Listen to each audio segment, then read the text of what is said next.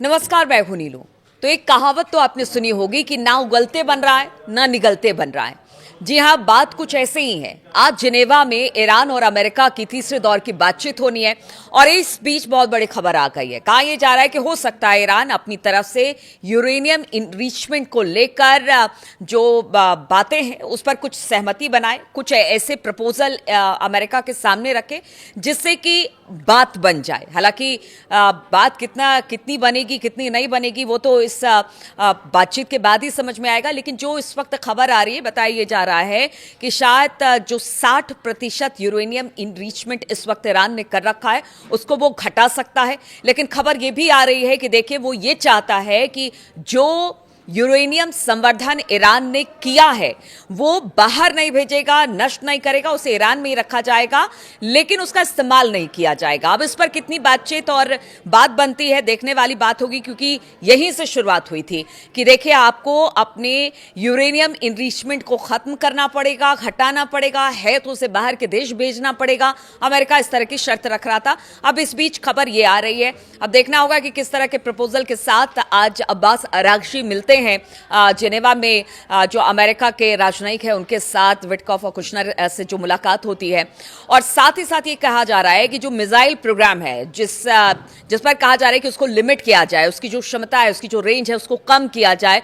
तो एक निजी चैनल को अपने इंटरव्यू में अब्बास अरागची ने कहा कि देखिए ये एक प्रोपेगेंडा है और हम इस तरह की कोई भी मिसाइल हमने नहीं बनाई है जिसकी दूरी बहुत ज्यादा है। क्योंकि कल अमेरिकी संसद में राष्ट्रपति ट्रंप ने जो बातें कही है, अब तक जो हम और आप बातचीत करते थे कि देखिए ईरान की मिसाइल से अमेरिका डरा हुआ है, इसलिए ईरान को घेरने के बाद भी वो उस पर हमला नहीं कर पा रहा है। साथ ही पीछे चीन और रूस भी खड़े हैं उसका साथ देने के लिए। अब तो इस बात की तस्दीक हो गई है। खुद डोनाल्ड ट्रंप ने अमेरिका की संसद में कहा कि देखिए ऐसा है कि ईरान ने कुछ ऐसी मिसाइलें बनाई है जो यूरोप तक जा सकती है, जो अमेरिका के वॉशिंगटन तक जा सकती है। हालांकि अब्बास अरागची की बात सुने तो उनका कहना था कि वो सिर्फ एक झूठ और प्रोपेगेंडा है, हमने 2000 किलोमीटर से ज्यादा की रेंज की मिसाइलें नहीं बनाई है।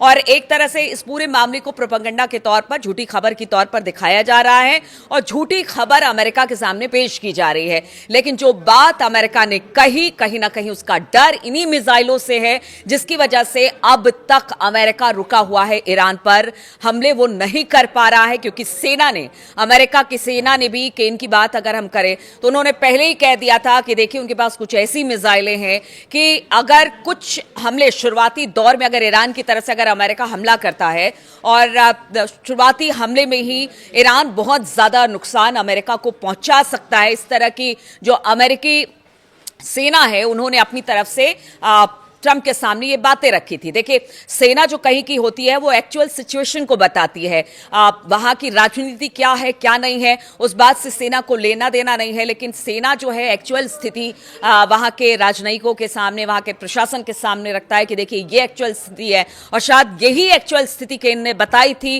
ट्रंप को, जिसके बाद ट्रंप ने अमेरिकी संसद में कहा कि ईरान की मिसाइलों की रेंज में यूरोप भी है, अमेरिका भी है, और वो लगातार अपने प्रोग्राम को आगे बढ़ा रहा है। देखिए खबर यह भी आई थी कि 8000 किलोमीटर की रेंज की ईरान के पास मिसाइलें हैं और इंटरकॉन्टिनेंटल बैलिस्टिक मिसाइलें ऐसी हैं जिस पर लगातार ईरान काम कर रहा था। खास तौर पर 2025 में जो 12 दिन का युद्ध हुआ था ईरान का, उसके बाद से ये कहा जा रहा था कि मिसाइल प्रोग्राम पर अच्छा खासा जोर ईरान ने दिया था और उसको लेकर लगातार काम कर रहा था।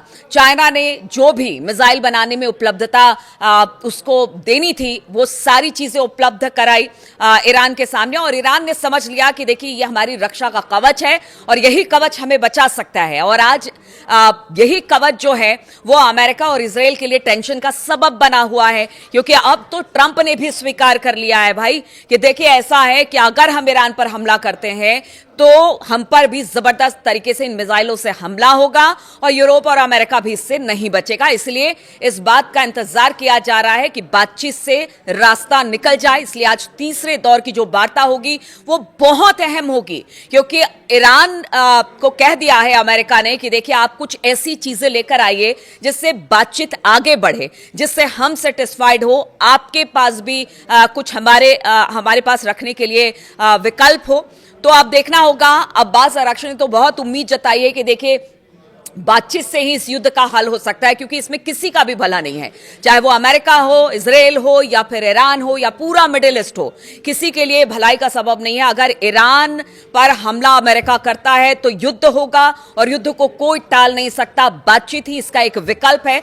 तो आप देखना होगा कि आज किस तरह की स्थिति और किस तरह की पेशकश ईरान की तरफ से अमेरिका के सामने होती है, और इसके बाद अगर बात नहीं बनती है तो फिर क्या युद्ध ही एक विकल्प होगा, इस पर सबकी निगाह होगी। लेकिन दूसरी तरफ ईरान की बात की जाए, एक बार फिर से ईरान में जो अंदरूनी हालात है बहुत अच्छे नहीं रह गए हैं, और पिछली बार भी हमने देखा था कि जब ईरान में अंदरूनी हालात ठीक नहीं थे, उस वक्त अमेरिका ने मन बना लिया था कि ईरान पर हमला किया जाए। तो क्या अब इसी से जोड़कर देखा जा रहा है कि एक बार फिर से अंदरूनी हालात वहां पर खराब है, इसी का फायदा उठाकर कहीं ऐसा ना हो कि अमेरिका ईरान पर हमला कर दे। तो उसकी भी कोशिश है कि अंदर खाने ईरान में जो इस वक्त स्थिति है उसको काबू में किया जा सके, उस सिचुएशन को टैकल किया जा सके।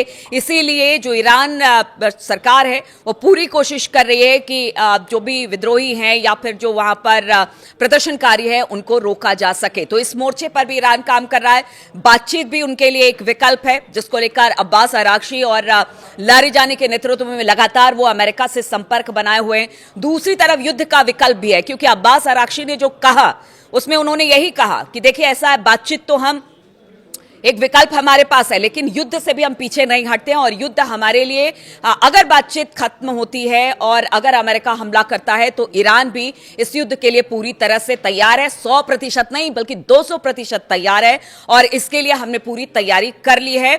लिमिटेड वॉर जैसा कुछ नहीं होगा, ईरान पर हमला होता है तो एक बड़ा हमला फिर अमेरिका पर भी होगा। और कहा जा रहा है जिस मिसाइल का डर ट्रंप को है, इसी वजह से जो कि उनके 2 जंगी जहाज बेड़े हैं, खास तौर पर अगर फोर्ड की बात की जाए या अब्राहम लिंकन की बात की जाए, दोनों 2 जगह पर इस वक्त है, क्योंकि बताया जा रहा है कि एक ओमान की खाड़ी के पास है, एक ग्रीस के पास है, वहां से आगे नहीं बढ़ा है, क्योंकि वो जो है वो ईरान के मिसाइलों के रेंज में आएगा, और अगर अमेरिका हमला करता है तो सबसे पहला टारगेट यही जंगी जहाज होंगे, यही बेड़े होंगे, और इसी पर सबसे पहले हमला ईरान कर सकता है। और इस बात की तस्दीक खुद अली खामनेई साहब ने की है कि देखिए हम तो बड़े से बड़े जहाज भी डुबो देंगे अगर हम पर बात आती है।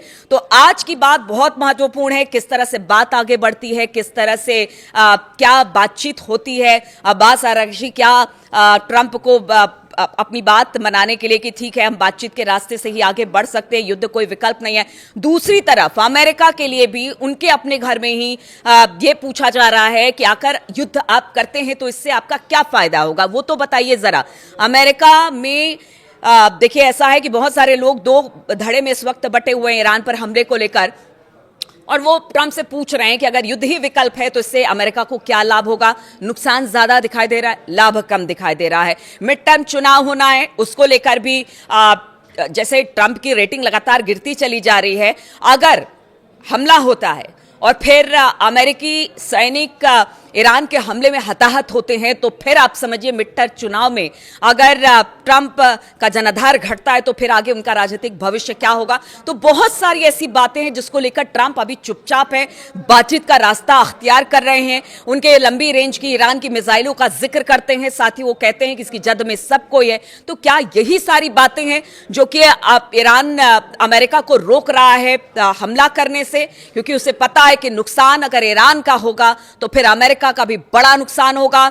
इजराइल ईरान की जद में है, वहां से जितने मिसाइलें फायर होंगी फिर उसे कोई नहीं रोक सकता है। इसलिए आज की बातचीत पर सबकी निगाह टिकी है कि आज जो बातचीत होती है, आज जो प्रपोजल रखा जाता है, आज जो ईरान अपनी बात रखता है, अमेरिका किस तरह से उसको मानता है। क्या यह बातचीत आगे बढ़ेगी, क्या हमला रुकेगा या युद्ध की स्थिति ही बनेगी, इस पर मेरी भी निगाह है, सबकी इस पर निगाह है। जिस तरह का अपडेट मिलता है इस पूरे मामले को लेकर, किस तरह से बातचीत आगे बढ़ती है, उस पर लगातार हम आपको अपडेट करते रहेंगे। फिलहाल बहुत बहुत शुक्रिया मेरे साथ जुड़ने के लिए।